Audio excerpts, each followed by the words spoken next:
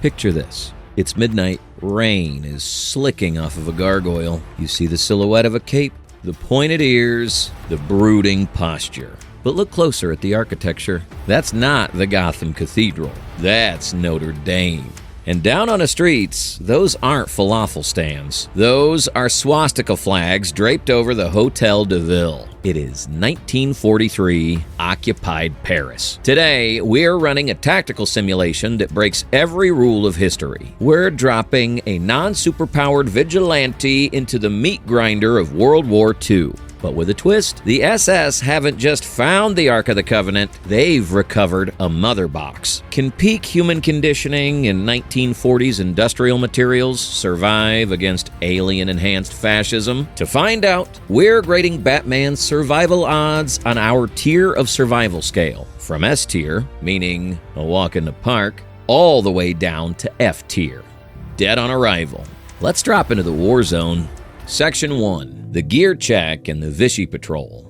First, we have to talk about the suit. If Bruce Wayne is operating in 1943, he doesn't have access to Nomex or Kevlar. Those don't exist yet. He's wearing a suit made of ballistic nylon, the same stuff used in flak jackets, reinforced with Krupp steel plates scavenged from downed tanks. His cowl? It's not a high-tech polymer. It's hardened leather over a Bakelite shell. It's heavy, it's hot, and it smells like a saddle shop. Now look at the glider. Modern Batman uses memory cloth that stiffens with an electric current. 1943 Batman is using a rigid frame with canvas wings. The physics are terrifying. The drag coefficient on a canvas glider is massive. He's not soaring, he's falling with style. The sink rate is steep, meaning he has to dive fast to generate lift. He spots a convoy. It's the Milice, the Vichy French police, transporting resistance fighters to a black site. Batman drops.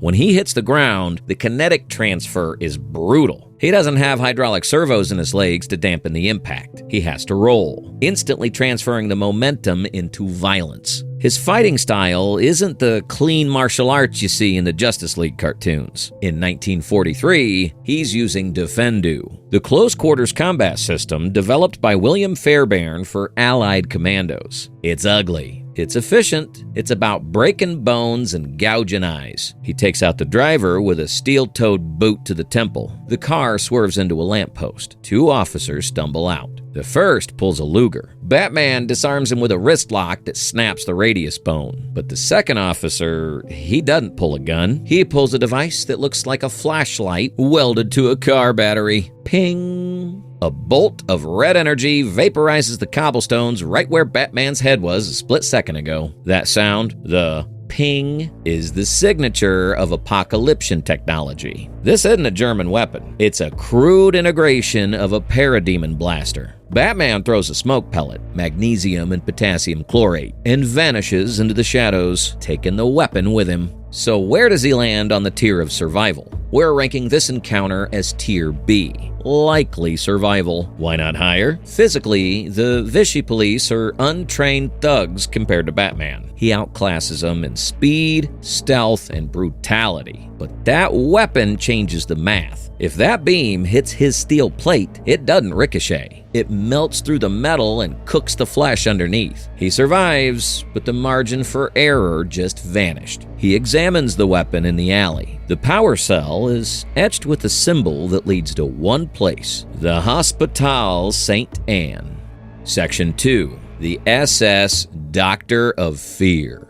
The trail of the alien energy signature leads to the 14th arrondissement, specifically the Hospital St. Anne. Before the war, this was a psychiatric facility. Now, under the occupation, it has been commandeered as a black site laboratory. The air around the building isn't just cold. It's thick with a yellow, sulfurous smog that clings to the gargoyles. Inside, we meet the architect of this nightmare, SS Obersturmbannführer Jonathan Crane. You know him as the Scarecrow. But in this timeline, he isn't just using fear toxin to rob banks. He's been given access to biological samples scraped from the mother box. He is experimenting with apocalyptian hell spores, microorganisms that feed on terror, and mixing them with weaponized mustard gas. Batman's on the roof. Here is where the reality of 1943 gear becomes a tactical liability. Modern Batman moves like a ghost because his suit is made of sound-dampening weaves. 1943 Batman is wearing hardened leather and riveted steel plates. Every movement creates friction. Leather creaks, steel clinks against stone.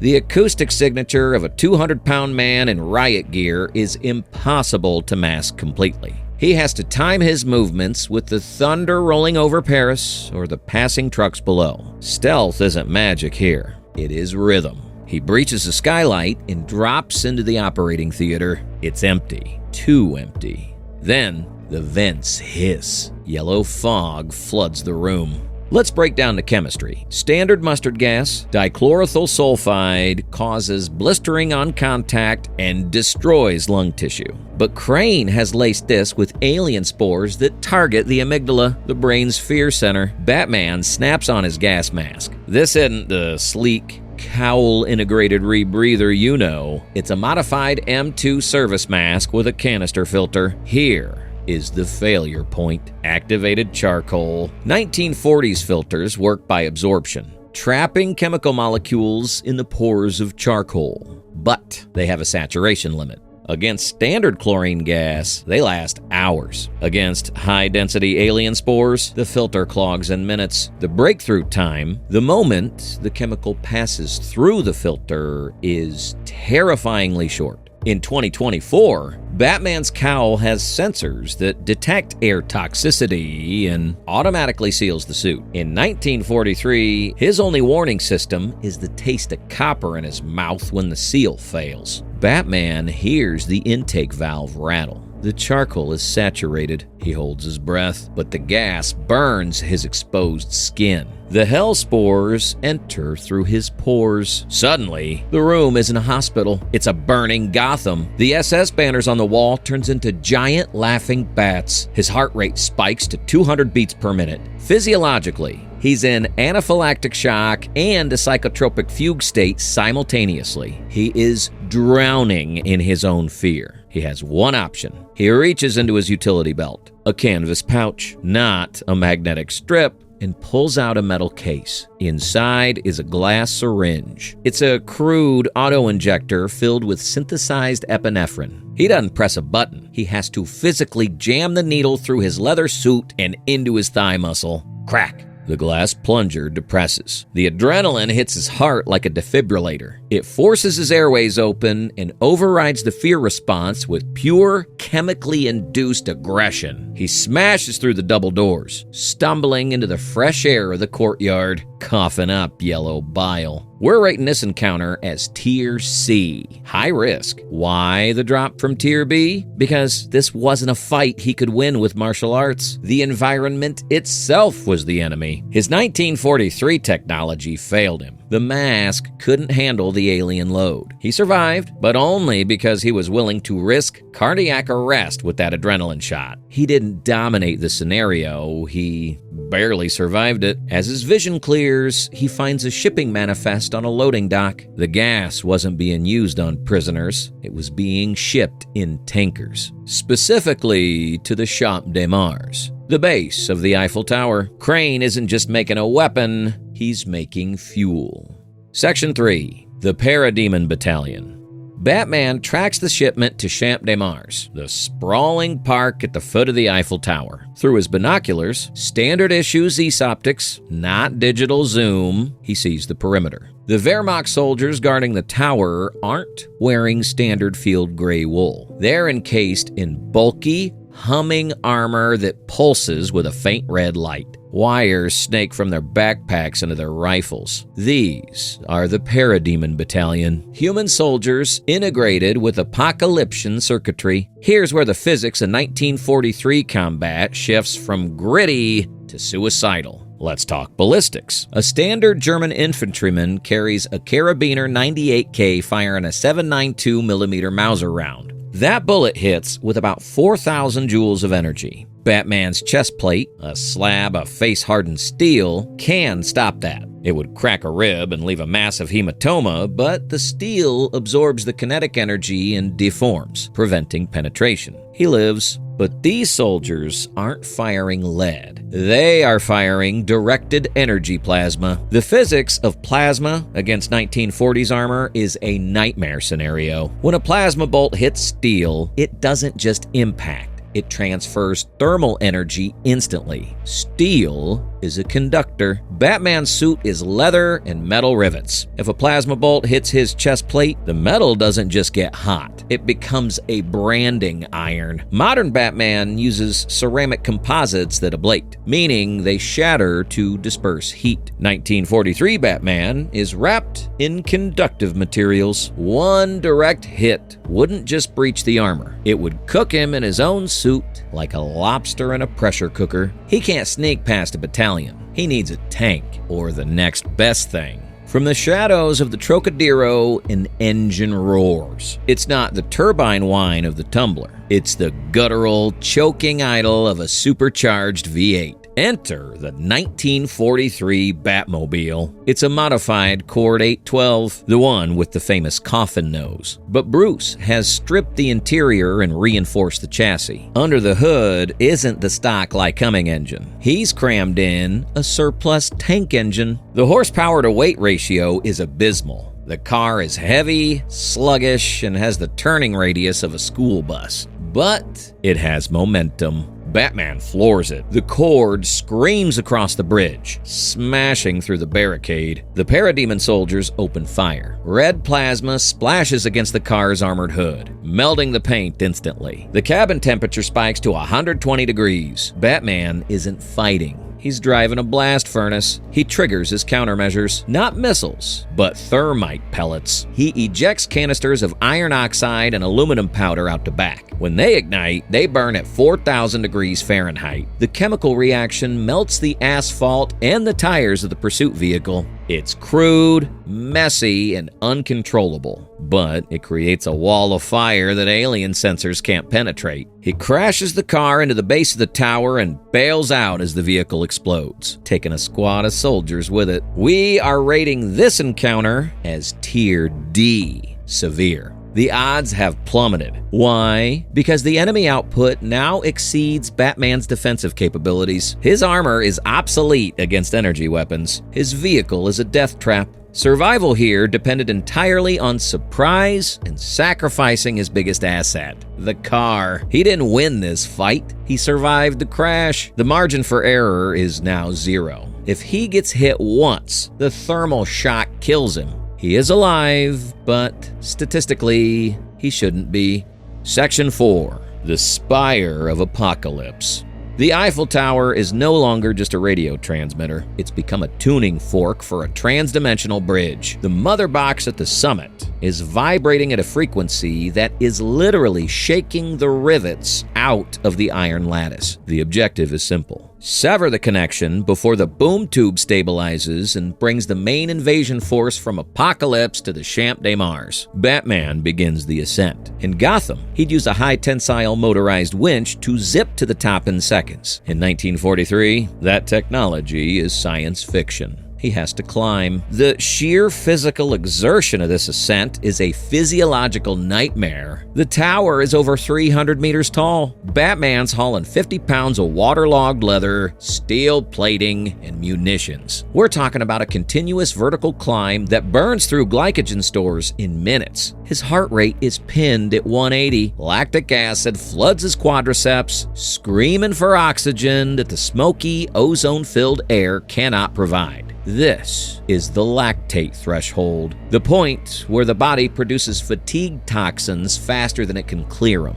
Every step is a battle against his own biology. Then, the air raid sirens scream. But they aren't for Allied bombers. Descending from the clouds are the Luftwaffe Me-262 jets, but they lack wings. Instead, they hover on anti-gravity repulsors, moving with the erratic twitching flight path of bats. The cockpit glass of the lead fighter shatters, revealing the pilot. It isn't a man in a flight mask. It is Oberst's Lieutenant Kirk Langstrom. The Nazi scientists didn't just give him a plane, they spliced his DNA with the parademon samples. His skin is leathery and gray, his ears elongated, his eyes reflecting the red instrument panels. He is a man-bat fused with a jet engine. Langstrom strafes the tower. Plasma fire shreds the iron girders inches from Batman's face. He cannot fight a jet. He has to improvise. Batman fires his grapple gun. This isn't a sleek pistol. It's a heavy, CO2-powered harpoon launcher. The steel cable,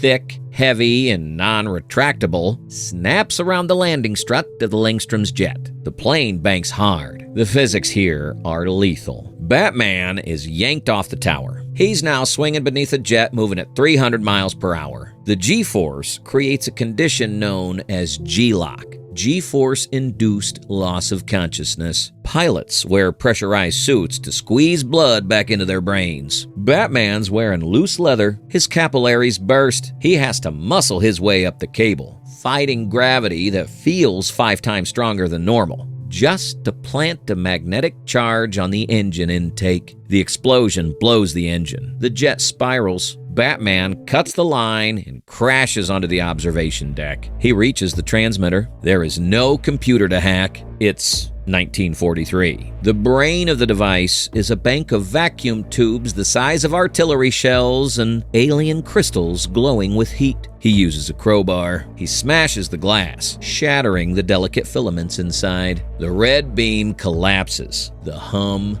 dies. We're rating this encounter as Tier E, critical. Survival here was statistically improbable. The physical demand of the climb alone would incapacitate an Olympic athlete. Adding the G-forces of the aerial grapple without a pressurized suit should have caused a stroke or cardiac failure. He succeeded, but his body is broken. He is bleeding internally, his muscles are torn, and his gear is in tatters. He's alive, but he's running on fumes. Section 5. The Führer Mech. The ground beneath the Trocadero splits open. The transmitter didn't just call for backup, it woke the Guardian. Rising from a subterranean bunker is a 20-foot colossus of riveted iron and pulsating red circuitry. The cockpit glass reveals the pilot, a manic, shouting simulacrum of the Führer himself. This is the Iron Reich. Let's talk about the square cube law. If you double an object's size, its cross-sectional strength quadruples, but its mass multiplies by 8. A mech this size, made of 1943 steel, would collapse under its own weight. Its ankles would snap instantly, but it doesn't. Why? The mother box integrated into its chest is manipulating local gravity, holding the structure together against physics itself. It is cheating nature, bending the fundamental rules of mass and acceleration to keep a monster like this upright.